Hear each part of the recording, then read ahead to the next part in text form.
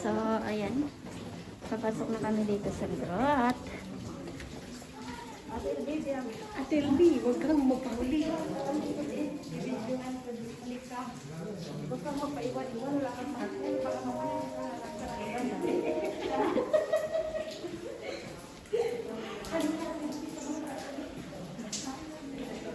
di ba ang ganda? Panimula ka lang yan, brother. So, ayan guys. Ang dami kami. Ayan.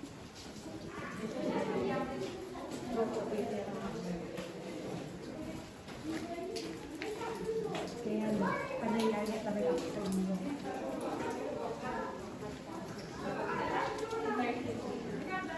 Picture sana ako. Diba? Yan ang babae natin, Skip. O, andun na sila sa baba. Hayaan mo sila. Diba ganyan din tayo? Diba ang ganda? Oh, yes. Ah, et voilà, vous pouvez vous mettre le long des barrières, parfait.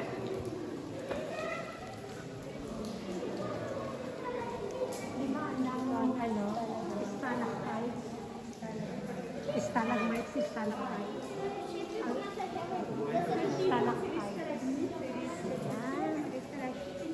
Voilà, vous pouvez vous mettre le long des barrières si vous voulez. On va avoir un petit éclairage dans un petit moment devant nous. Voilà. Vous avez de la place devant si vous voulez, hein, jusqu'au fond.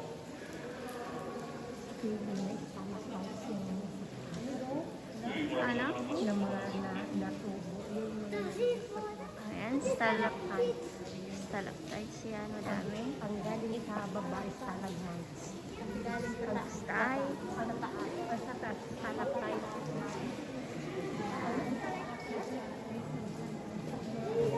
Ayan yung maganda. Voilà, vous pouvez vous avancer par ici pour ceux qui arrivent. Parfait. Oo. Maganda ka. Kasi years yan bago lumabas. Ilang years yan bago lalabas. Oo. Stalagmite at Oo. ano yan, bago lalabas.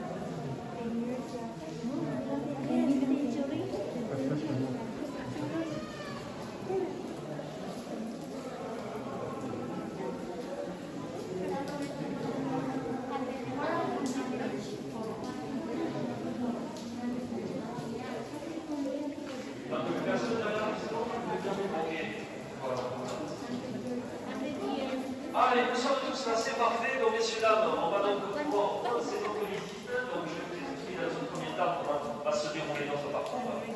Alors, ici, donc, dans le premier niveau des grottes. Donc, pour commencer notre visite, nous allons dans un premier temps découvrir la grande salle qui se situe devant nous, pendant une petite demi-heure. Donc, on va s'intéresser aux différentes confessions calcaires qui composent ces grottes. Et ensuite, donc, nous allons revenir sur nos pas pour descendre le gouffre que vous avez devant vous. Donc, gouffre qui va nous conduire 80 mètres plus bas au niveau de la pièce souterraine. Alors, comme vous pouvez l'apercevoir, il y aura quand même pas mal de Ito, marches descendre, un peu plus de 300. Stalatapping. Ito, stalatapping. On va suivre le petit trajet en bateau, on marche encore quelques mètres et nous terminerons notre visite en petit train. Et nous aurons fait un parcours total de 3 km. D'accord? Alors, durant la visite, vous aurez des commentaires sonorisés qui vont compléter les explications. On va essayer d'écouter le premier qui va vous parler. Be careful.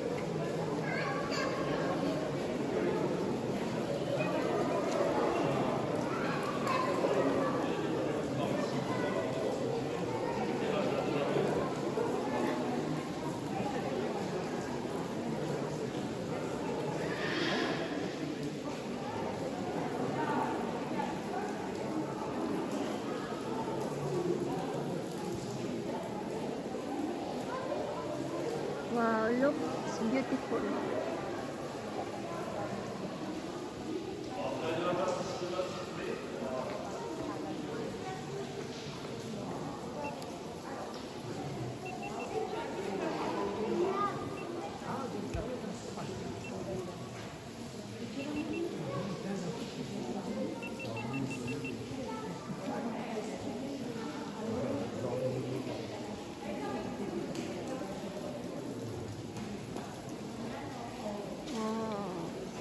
Look, stars.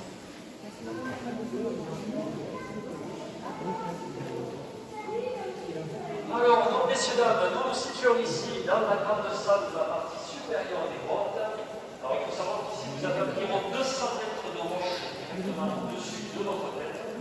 Et ce qui est assez remarquable dans le premier étage, c'est vraiment ce plafond, d'accord, puisqu'on peut ici observer la trace de l'ancien lit de la rivière que nous allons suivre tout le long du premier étage. Alors, on pourrait se demander pourquoi le lit de la rivière se situe sur le plafond où il est inversé. Alors il faut s'imaginer qu'il y a des millions d'années derrière, ici de l'argile qui ont creuser tout le premier étage. Donc en fait, quand la rivière a commencé à creuser les grottes, elle s'est frayée un chemin depuis la montagne entre l'argile et le calcaire, ce qui fait qu'elle a laissé sa trace directement sur la rivière. Nakakonect daw to doon sa port. Alors tout l'argile Saan banda dadaan? Itong linya na to. la rivière Saan manggagaling? Ipapunta naman siya doon. Ah, doon siguro no. c'est ça qui a fini par se former, d'accord? Donc ensuite sont venues les premières concrétions calcaires, à savoir les stalactites, les stalagmites et les colonnes. On en verra différents formats tout au long de notre visite. Celle qui va nous intéresser pour commencer se situe juste Ayun, ang ganda. dans la cloche. On va s'écrire dans quelques secondes et le commentaire sonorisé pour vous expliquer comment elle se forme.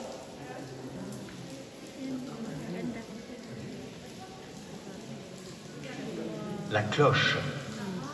Vous êtes dans la grande salle, face aux premières formations calcaires. Impressionnantes, parfois bizarres, leur forme évoque souvent des monuments, des personnages ou des objets. Comme cette remarquable cloche géante, face à vous, tel un dôme suspendu dans le vide. C'est une stalactite creuse de dimension monumentale. Comme toutes les concrétions, elle doit sa formation au patient travail de l'eau. Observez le ruissellement sur les pourtours de la cloche. Goutte à goutte, imperceptiblement, il continue à en façonner la coupole. Le principe de formation des concrétions est simple. En traversant les roches, chaque gouttelette dissout et emporte avec elle une infime quantité de calcaire, précisément du carbonate de calcium. Lorsque la goutte d'eau se retrouve à l'air libre, le calcaire qu'elle transporte se solidifie et forme un petit dépôt au plafond de la grotte. C'est le début d'une stalactite. Le même phénomène se produit au sol. En tombant, l'eau dépose à nouveau des particules minérales qui donneront naissance à des stalagmites ou à d'autres types de concrétions aux formes plus arrondies. Le processus prend plusieurs siècles pour former une concrétion. Parmi les merveilles de cette salle, remarquez sur votre gauche cette grande stalagmite blanche que nous appelons ici la mosquée. Un peu plus loin, une stalagmite à deux pointes, surnommée le minaret. Regardez maintenant au-dessus de vous, ce plafond exceptionnel sculpté par l'eau. Vous observez, d'une part, une partie lisse et encaissée qui est la trace du lit primitif de la rivière. Et d'autre part, la surface en lapiaz, à l'aspect spongieux, creusé de sillons, évoque, pour certains, la voûte gothique ouvragée d'une cathédrale anglaise. Voilà, donc sur cette partie du plafond, vous voyez la voûte éponge, justement, à cause de cela.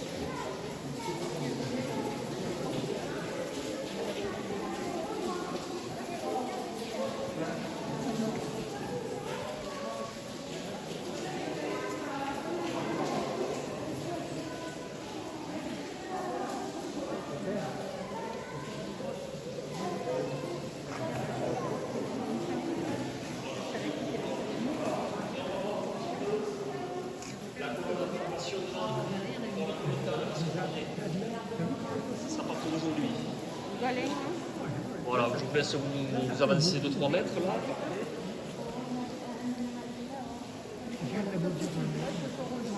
Hindi ka na, magkakaroon. Araw, eh? Uy, yung badison pa sa laptop talaga. Ano, mainit, madami din? Uy, hindi naman malamig.